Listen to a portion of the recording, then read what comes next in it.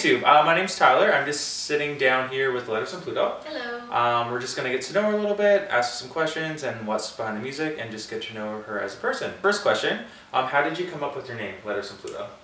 Well, I was searching for a name for a really long time. Yeah. And nothing really resonated with me. And I've always been obsessed with space. So I wanted to do something spacey, but I couldn't figure out what. It felt like it was either kind of cliche or it sounded a bit overused. And then I started thinking about how Pluto is kind of that poor planet that no one cares about. That no one cares about anymore, but no, we actually do care. Yeah. That's on the edge of the solar system that has now been demoted to dwarf planet. And I just started thinking also at the same time, you know, I've felt at times in life like, you know, like I haven't belonged, and I know other people have told me before that they felt like they haven't belonged even when, you know, they did. They felt that way. And so I felt like, hey, that kind of reminds me of Pluto, you know, and then the word letters came next, and then it was going to be letters to Pluto, Pluto, and then I'm like, well, I don't know, and then I thought letters from Pluto, oh my God. That's cool. And the moment it came out of my mouth, I was like, that is the name. That's the name. Yeah, so I actually done her artwork for her album and stuff like that. I remember when he told me, I was like, because you kept it a secret. I did. And I was like, you had like, how many names? Oh God. I had probably 3 pages. What was your second name? I don't even remember now, but that tells you that it meant nothing to me. Yeah, that it wasn't resonating. And seriously, the moment Letters From Pluto came out of my mouth, I couldn't stop thinking about it, and I was like, that's the one. So unique, I love it. Yeah, cool. Thank you. So how would you describe your music to someone that hasn't heard it before? So say if someone's watching, and they're like, this is the first time they're coming across your music, how would you describe your sound to them? I'd say pop, rock, electronic. Like it's not, like there's some song, like there's one song that's really poppy, but the rest have, you know, a bit of a rock element to it. There's, you know, guitars present in my music. And then some of them are a little bit grittier with some more electronic sounds in it. Cool. Is that what, how would you describe my music? That would be it. Okay. People tend to ask me, I would say pop, pop rock, like a little bit electronic. Very, a little bit. And probably Muse influenced.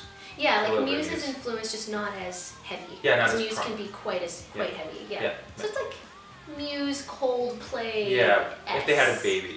If they had a baby. It would be Letters From And then Pluto. a little bit of M83 in there, which are my 3 favorite bands. And a bit of Beyonce and Britney. Just kidding. How did you originally get into music? Like, what age were you at? Where did it stem from? Like, kind of. Well, I was 5 when I started playing the piano, and my aunt was a piano teacher, and so it just kind of started with her sitting down at the piano with me one day and just started to teach me. And I always wanted to be in music. Like I went to university for it and everything. In high school, I was heavily involved in it, but I didn't think that being a singer-songwriter was really attainable. Because it's a hard career to get started. But then I just thought, you know what, I have to try. If I don't try, I'm gonna kick myself. So. But you're doing amazing so far, which is good. Thank you. Cool. So who inspires you the most musically? Would you say? Muse. Muse? Would you say? Matthew Bellamy is like. I feel like he might be an alien. Maybe he's from Pluto. Maybe. Because he's so supremely talented. I saw Muse when they came to Edmonton last. I can't remember. I think 2013, 2012. That sounds about right. Maybe-ish. And I was completely blown away. Like they were so good. Matthew Bellamy is a player that he can be shredding a guitar and he can be singing at the same time and he can be running across the stage. Multitasker. Like, or he can have his guitar, like he can be spinning with his guitar in the air playing. And I'm like, that's a different level. It's incredible. Yeah, one of my coworkers actually, they mentioned, we're talking about bands and I mentioned Muse for some reason. And then he said he's been to like thousands of concerts and he's like, if you ever have the chance to see Muse, pretty much go see them. So if they come here again, I will go with you. Yes, so, yes, please. Oh my God. Yeah, because I love to see them. So. They didn't come to Edmonton on the last tour, and I remember like I cried when I saw their release dates. You're like, what? But yeah, best concert I've ever seen. The next one, what is your all-time favorite album to listen to?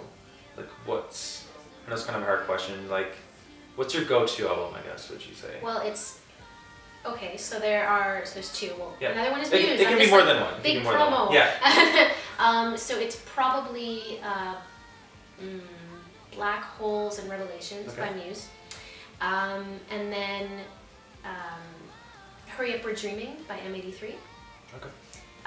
And that M83 album, I honestly feel like if you had to put the universe in an album, it would be that.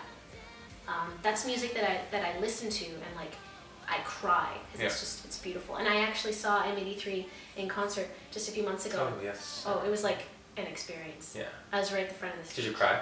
I did. I cried like 3 times. Yeah. But I saw other people in the audience that were crying too because they just, I don't know, their music, it's like on a different plane. I can't describe it. So what has been the most challenging thing in your career so far? What would you say? Probably gaining exposure as an indie artist because there's a lot of very talented bands and musicians and singer-songwriters out there, and just kind of trying to get people listening, be like, hey, I hope you like my stuff. So just getting exposure. Yeah. When did you start writing for this album? Like, how long ago? Well, there's one song on it, Feel It Now, which I wrote a couple years ago, and that's the oldest. The rest of them have been within a year and a half, I'd say.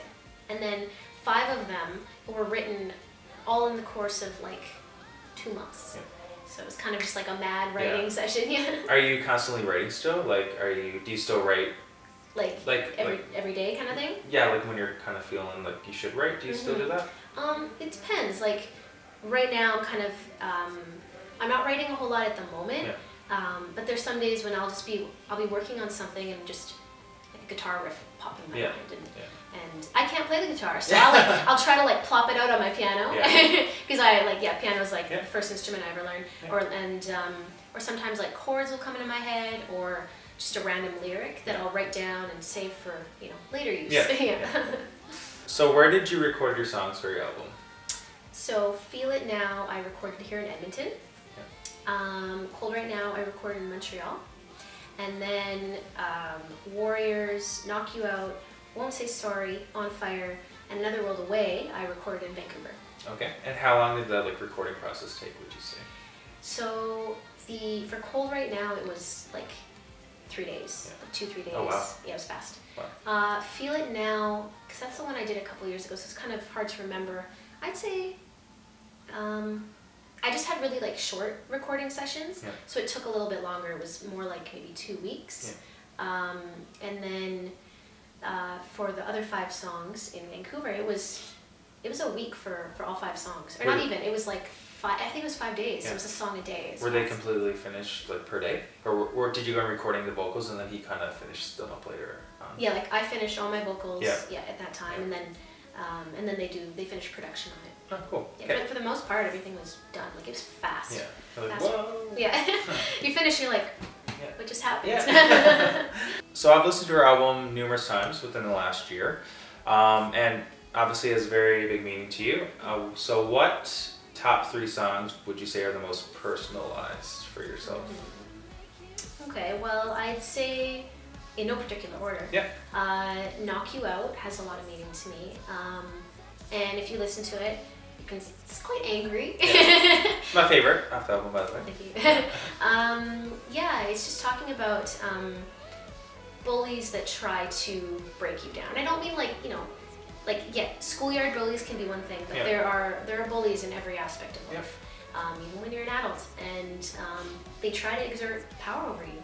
And I've had experience with a lot of those people, and this song is basically me just standing tall and saying like, no, like I'm not going to let you try to control me, because I'm my own person and I know who I am, and and too bad, I'll knock you out. I mean, not like physically.